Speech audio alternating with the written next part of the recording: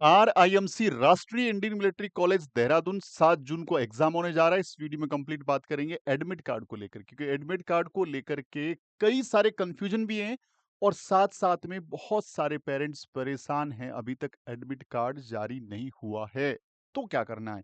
चलिए बात कर लेते हैं। 7 जून को एग्जाम है। एडमिट कार्ड बेसिकली जो है मैक्सिमम बात करें तो महीने भर पहले आ सकते हैं और मिनिमम बात करें तो 1 वीक पहले तक भी एडमिट कार्ड आ सकते हैं।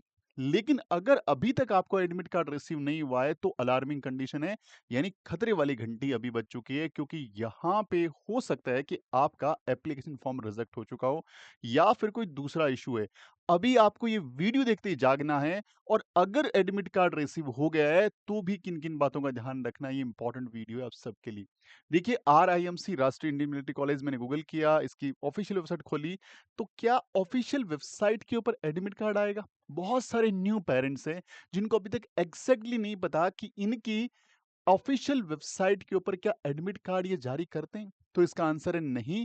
इनकी ऑफिशियल वेबसाइट पे किसी भी तरह का एडमिट कार्ड जो है वो जारी नहीं होता। ये एडमिट कार्ड यहाँ पे बिल्कुल भी कोई लिंक, कोई चीज, ऐसी कोई जानकारी इनके किसी भी जगह पे आपको नहीं दिखेगी।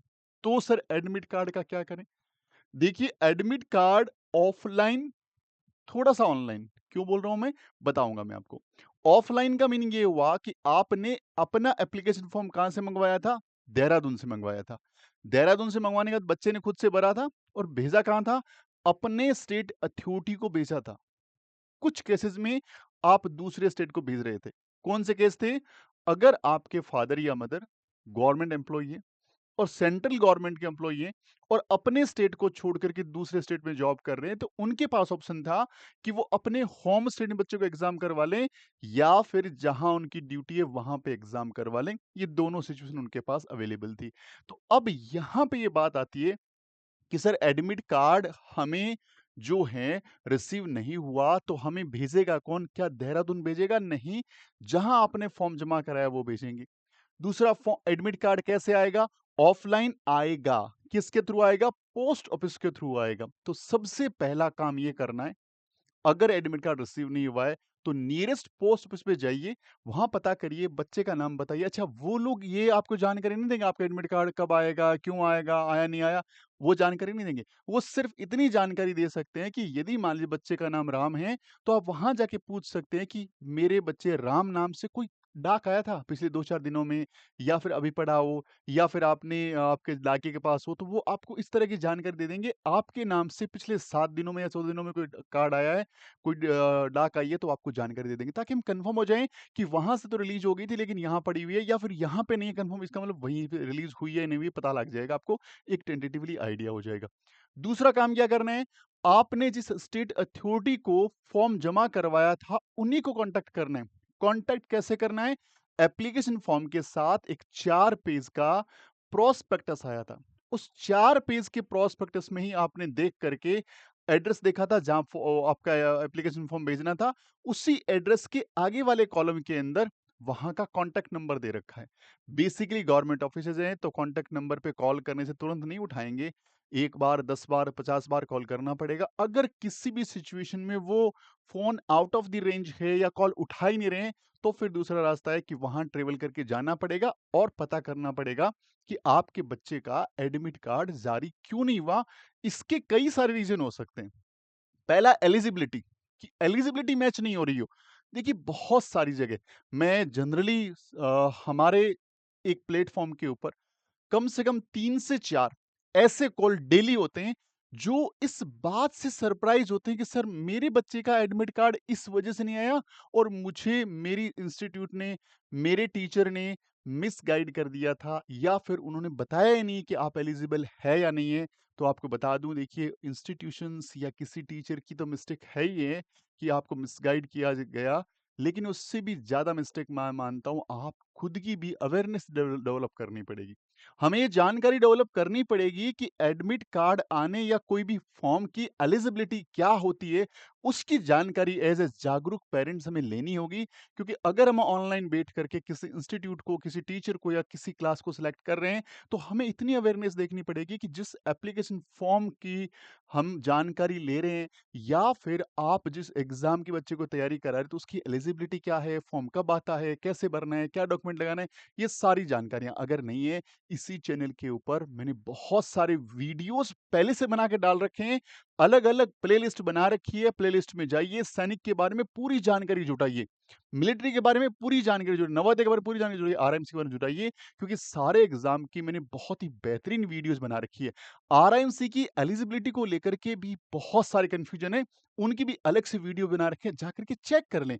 कोई भी गोल सेट करें उससे पहले, अब जब एडमिट कार्ड के टाइम सरप्राइज़ हो रहे हैं, बजाय इसके कि पहले से अवेयरनेस रखें तो दिक्कतें नहीं आएगी। ये बहुत ज़रूरी सूचना है। तो ज़रूरी है कि ये एक एलिजिबिलिटी क्राइटेरिया हो सकता है। दूसरा हो सकता है कि आपने फॉर्म बेचा लेकिन टाइमली नहीं पहुँचा। तीसरा हो सकता है कि आपके फॉर्म में इतनी ओवर राइटिंग है कि फॉर्म समझ में नहीं आ रहा। अगला हो सकता है आपने जो डॉक्यूमेंट अटैच किए थे, वो प्रॉपर नहीं है, वहाँ पे कोई गड़बड़ है। उसके अलावा हो सकता है कि आपने जो रिटर्न वाला एड्रेस लिखा था एडमिट कार्ड के ऊपर, वो सही से राइट डाउन नहीं है। तो इस तरह के कई सारे छोटे पॉइंट्स हो सकते हैं, जो आपके फॉर्म को रिजेक्ट कर सकते हैं। तो ये रिजेक्ट हुआ है, एक्सेप्ट हुआ, ये जानकारी आपकी स्टेट अथॉरिटी देगी, जो प्रोसेस मैंने बताया उसको करना है। लेकिन 2 स्टेट के बच्चों को टेंशन नहीं लेनी, ये जानकारी सारी ऑनलाइन उपलब्ध है। पहला है बिहार, बिहार के लिए आपको ये वाला जो लिंक है सॉरी ये वाला बिहार के लिए लिंक है। ये लिंक मैं इसी वीडियो के डिस्क्रिप्शन में डाल दूँगा। Bihar RMC admit card Bihar के नाम से क्लिक करेंगे, यहाँ से हो जाएगी। तो बिहार के बच्चों के लिए अपने नाम और फादर नाम से सर्च कर सकते हैं। Search by date of birth से सर्च कर सकते हैं और आप सर्च बाय ऑल कैंडिडेट, तो यहाँ पे जैसे क्लिक करते हैं तो सारे बच्चों का नाम आ गया। बिहार में जितने बच्चों ने फॉर्म भरा था, सबका नाम आ गया और आगे वाले admit card download admit card जाकर के आप एडमिट कार्ड को डाउनलोड भी कर सकते हैं बहुत ही आसानी से। तो ये बिहार के बारे में पूरी जानकारी है। अब अगर आप महाराष्ट्र से बिलॉन्ग करते हैं, तो उनके लिए भी एक अच्छी सूचना है कि उनके भी एडमिट कार्ड की पूरी जानकारी जून 2026 यहाँ पे दे रखी है। यहाँ पे know your seat number, know your seat number ये गर्ल चाइल्ड के लिए, आई थिंक ये बॉयज़ के लिए है और यहाँ पे रिजेक्टेड, अगर आपका फॉर्म रिजेक्ट हो गया है, उसकी पूरी जानकारी वहाँ मिलेगी। अब आप यहाँ पे जाएँगे और अपना सीट नंबर देखेंगे कि भैया क्या नाम है आपका, सीट नंबर क्या है? सीट नंबर को यहाँ से कॉपी करेंगे, वापस एक स्टेप पीछे आएँगे और यहाँ पे सीट नंबर एंटर करेंगे, एंटर करके यहाँ से डाउनलोड होल टिकट, तो यहाँ से आपका होल टिकट डाउनलोड हो जाएगा। यानी बिहार प्लस महाराष्ट्र के बच्चों को लेके कोई टेंशन नहीं लेनी।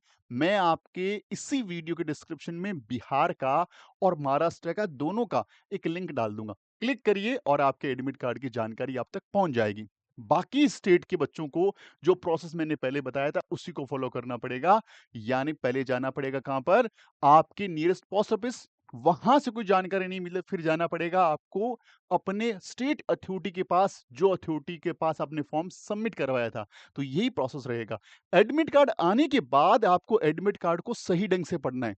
सारी जानकारियों सही ढंग से पढ़ना है। एक छोटा वीडियो और बना दूँगा एडमिट कार्ड के ऊपर कि आपको क्या-क्या चीज़ें लेके जानी है, किन-किन बातों का ध्यान रखना है। ऑनलाइन एडमिट कार्ड डाउनलोड कर रहे हैं तो बहुत सारी चीजें हैं जो एडमिट कार्ड में आपको खुद से करनी है। ये जानकारी हम अगले वीडियो में लेंगे क्योंकि ये वीडियो वरना बहुत लंबा बन जाएगा। उम्मीद करता हूँ एडमिट कार्ड को लेके आपकी सारे प्रॉब्लम दूर हो गई होगी। फिर भी कोई डाउट रहता है, डेस्क फोन नंबर अवेलेबल है। मिलते हैं अगले वीडियो में, तब तक अपना ख्याल रखिए। जय हिंद, जय भारत, वंदे मातरम।